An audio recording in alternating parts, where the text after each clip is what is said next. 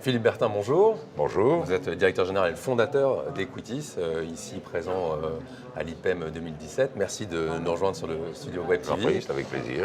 Je lis dans l'actualité récente que vous vous adossez, vous vous mariez avec SGG, le groupe luxembourgeois, pour décupler vos forces. Mais je lis surtout, et ça c'est quelque chose que je trouve extraordinaire, vous avez créé en 2000 et vous êtes clairement dans votre activité un leader sur ce marché. Décrivez-nous un petit peu ce que vous faites et comment est-ce qu'on arrive à une position comme la vôtre. Alors, pour répondre à votre deuxième question, la première reviendra après, j'imagine. Pour répondre à la deuxième question, effectivement, comment on est leader sur un marché aujourd'hui, je crois qu'on a eu une chance, on a eu beaucoup de chance au départ en 2008, puisque en fait, ces deux marchés sont apparus en 2008. Ils sont apparus pour deux raisons différentes. Ces deux marchés? Le marché, d'une part, de la fiducie, du marché de la gestion fiduciaire, et le deuxième marché, qui est la gestion de fonds pour compte de tiers. Ce sont deux marchés qui sont nés en fait quasiment simultanément en 2008. Et ces deux marchés, on a eu la chance de pouvoir les prendre quasiment au démarrage. Et donc en fiducie, nous avons été quasiment les pionniers de la fiducie. On a passé presque 3 ans à semer, initier, expliquer et évangéliser l'utilisation de la fiducie. On a eu beaucoup de chance parce que mon associé, donc Stéphane Catoire, qui a la responsabilité de cette fiducie, est un homme de restructuration. Il a 20 ans de restructuration industrielle derrière lui et c'est un garçon qui a immédiatement compris l'intérêt de la fiducie et notamment son utilisation pour garantir tout ce qui est new money dans des opérations de restructuration. Et la fiducie a pu décoller grâce à cette connaissance qui nous a permis d'être les premiers, ou quasiment les premiers, pas tout à fait les premiers, parce que la Caisse des dépôts a fait la première des fiducies, mais nous sommes les deuxièmes à avoir fait des fiducies après la Caisse des dépôts. Et effectivement, il se trouve que dans ce marché où il y a très peu d'acteurs aujourd'hui, puisqu'il y a 3 principaux acteurs qui se partagent le marché, c'est la Caisse des dépôts, CACIB, Crédit Agricole, Corporate Investment Banking, et Equitis. Et il se trouve que dans ce marché, on a une deuxième chance, très particulière, c'est que la Caisse des dépôts fait naturellement des fiducies qui sont plutôt dans l'environnement public ou parapublic et ne se commet pas dans le commercial. CACIB, par construction, fait tout ce qui est dans son environnement crédit agricole. Et nous, on fait le reste. Donc vous avez un marché naturel. Voilà, on a un marché naturel qui est effectivement constitué par toutes les autres fiducies qui ne sont pas dans l'orbite des 2 premiers acteurs et qui fait qu'aujourd'hui, il se trouve qu'effectivement, on a une position, on tient à peu près les 2 tiers du marché.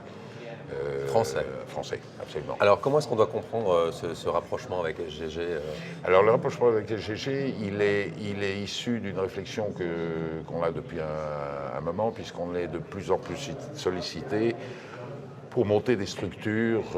Vous savez ça, je parle du deuxième métier, c'est-à-dire la gestion de fonds pour compte de tiers. On est de plus en plus sollicité par les étrangers qui nous demandent de monter des fonds soit à Paris, soit à Luxembourg, quelquefois à Londres ou Jersey, mais principalement à Paris-Luxembourg. Or, il se trouve que nous pouvons théoriquement gérer des structures, par exemple luxembourgeoises, au travers du passeport européen qui nous autorise à faire ça.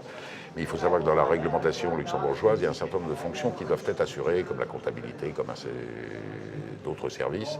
Et nous n'avions pas les supports pour le faire, ce qui fait que nous étions condamnés à rester parisiens, ou en tous les cas français. Et donc on avait du mal à effectivement proposer des gestions efficaces de véhicules à Luxembourg.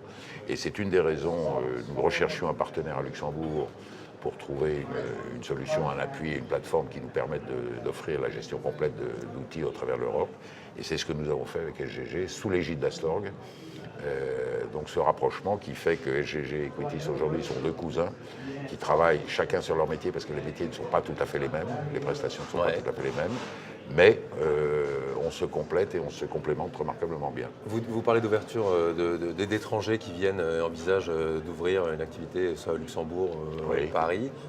On a quand même dans l'idée, ou en tout cas ce qui se véhicule beaucoup dans les médias, c'est que la place de Paris a un problème d'attractivité. Est-ce que j'ai raison de comprendre que ce n'est pas vraiment le cas, ou en tout cas que... Moi je pense qu'il faut être optimiste. Je pense que l'AMF a pris un certain nombre de mesures dans les 2 dernières années qui ont clairement ouvert le marché beaucoup plus qu'il n'était aujourd'hui. Je pense notamment à la création de la SLP, la Société de libre partenariat, qui est un véhicule qui se rapproche totalement et qui est quasiment identique au véhicule luxembourgeois. Donc on est sur une structuration équivalente. Je pense également, sur le plan fiscal, à la possibilité de supprimer la retenue à la source sous certaines réserves, mais qui donc facilite l'arrivée d'investisseurs internationaux, puisqu'ils n'ont plus cette épée de Damoclès sur la tête. Donc non, le marché français est en train de se rapprocher des standards luxembourgeois et anglais d'une certaine façon. Même si Luxembourg prend un petit peu d'avance toujours, ils essaient d'être toujours un petit peu en avance, mais c'est normal. Mais on a fait de gros efforts, je pense que le marché de Paris devient attractif. Également, troisième événement très important, pour une fois, il faut le dire, la stabilité de sa réglementation. C'est à souligner. Qui peut rassurer des investisseurs, effectivement, en disant on connaît parfaitement l'épure dans laquelle on va travailler. Alors vous êtes évidemment idéalement placé pour avoir un regard transverse, j'ai envie de dire, sur l'industrie du private equity, ses acteurs, les tendances. Le président de la FIC, Olivier Millet, dit que l'objectif est de doubler les flux d'investissement en private equity en France. Est-ce que pour vous, le marché français, on voit qu'il y a quand même c'est un marché qui est porteur, qui se porte bien. Est-ce que vous l'observez aussi? Quelles sont les tendances que vous voyez Oui, alors je serais prudent dans les tendances parce que je n'ai pas la possibilité de vision que peut avoir Olivier Millet sur l'ensemble du private equity, mais on voit quand même, nous, à notre niveau, un certain nombre de tendances qui se décident. D'abord, l'arrivée d'étrangers, enfin d'investisseurs internationaux qui s'intéressent à la France et qui posent la question de structurer des véhicules en France. Donc ça, c'est clairement depuis un an quelque chose de nouveauté, plutôt nouveau, oui, absolument. La deuxième, elle est liée peut-être d'abord à une évolution normale du marché. C'est clairement la tendance à augmenter les fonds, la taille des fonds. Aujourd'hui, faire des fonds de 2, 5, 10 ou 15 millions, ça n'a plus vraiment de raison d'être. D'abord parce que les coûts de gestion deviennent relativement importants et donc plus le fonds est petit, plus l'impact est fort. Et donc on a très nette tendance vers une augmentation de la taille des fonds, qui d'ailleurs est souhaitée par l'AMF et également souhaitée par la FIC. Donc c'est vraiment deux tendances je pense deux tendances lourdes qui se dégagent dans le marché. Est-ce que comment est-ce que vous... J'ai oublié de parler d'une troisième tendance qui est l'apparition de produits nouveaux, puisque vous savez que l'AMF a autorisé, la loi et l'AMF ont autorisé la création de fonds de créances et surtout de fonds d'octroi de prêt. Et ça, je pense que c'est une nouveauté dans le marché qui est encore balbutiante, parce qu'elle n'est pas encore bien connue. Mais je pense que c'est une offre qui va se développer dans les mois et années qui viennent. Et très clairement, on commence à avoir des demandes aujourd'hui sur la création de ce type de structure qui permettent, par exemple, de faire des prêts directement aux entreprises sans passer par les banques et qui correspondent aux besoins du marché. Absolument. Alors justement, ça c'est un marché qui se développe, ça se développe en France, c'est un marché porteur. On peut envisager que ce soit la même chose dans d'autres pays européens, l'Angleterre aussi notamment. Comment est-ce qu'on se prépare quand on est à votre place pour accompagner ces mouvements aussi bien en France que dans d'autres pays peut-être? J'ai envie de dire, j'ai pas de technique particulière ni de stratégie bien établie. Je pense qu'on y va et puis on regarde ce qui se passe et on essaie de répondre au mieux et de saisir au mieux à la fois ce qui se fait, ce qui va se faire, et d'essayer de répondre le mieux aux demandes de services que peuvent avoir les différents acteurs. Moi, aujourd'hui, le Luxembourg, donc on a fait une étape importante avec l'alliance avec SGG. SGG a des plans de développement en Angleterre, ce qui va nous permettre aussi de basculer sur probablement une partie d'equities, d'activité en tous les cas, d'avoir une activité en Angleterre. Mais une stratégie claire d'invasion, entre guillemets, dans un pays, non, j'en ai pas clairement. Je crois que la seule stratégie pour une entreprise comme nous, qui est petite et qui n'a pas des moyens immenses, c'est clairement d'aller dans le pays et de commencer à trouver une première opération et de voir si on sait faire ou si on ne sait pas faire. Du moins, c'est comme ça qu'on l'a fait jusqu'à maintenant, que ce soit dans les deux métiers qu'on a aujourd'hui ou dans les métiers qu'on pratiquait avant. C'est ce qu'on a toujours fait. On l'a fait et puis ensuite on s'est aperçu qu'il y avait peut-être un marché derrière. En tout cas, c'est une méthode qui s'est prouvée. Dans notre cas, qui nous a plutôt pas trop mal réussi, en restant très modeste parce que c'est... C'est le gage de pérennité aussi.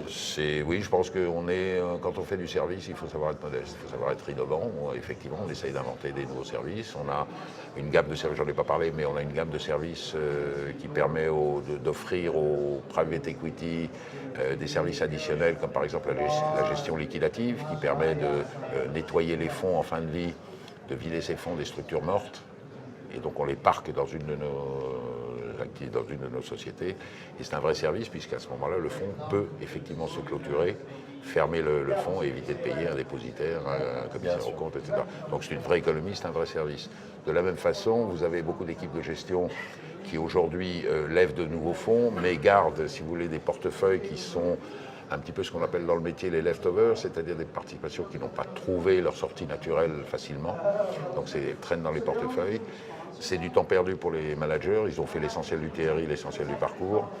Donc très souvent, on prend en deuxième main, on vient reprendre la gestion de ce portefeuille pour assurer la liquéfaction de ces participations. Vous voyez, c'est une série de services qu'on essaie d'offrir et on se positionne comme société de services, même si techniquement parlant, nous sommes une société de gestion, on se positionne aussi comme une société de services. L'IPEM 2017, l'IPEM pour vous, c'est un événement... Très bon événement. On était l'année dernière à l'IPEM 2016. On avait apprécié le format, le climat, parce que c'est important, les opportunités effectivement. Et donc on est revenu un peu plus gros cette année. On a doublé la taille du stand. Et on est enchanté du parcours. Les 2 premiers jours sont vraiment extrêmement porteurs et confortent un petit peu tout ce que je vous ai dit, c'est-à-dire beaucoup d'étrangers qui viennent nous voir en disant on réfléchit au positionnement d'une structure en France. Philippe Bertin, fondateur et directeur général d'Equitis, merci beaucoup. Merci à vous.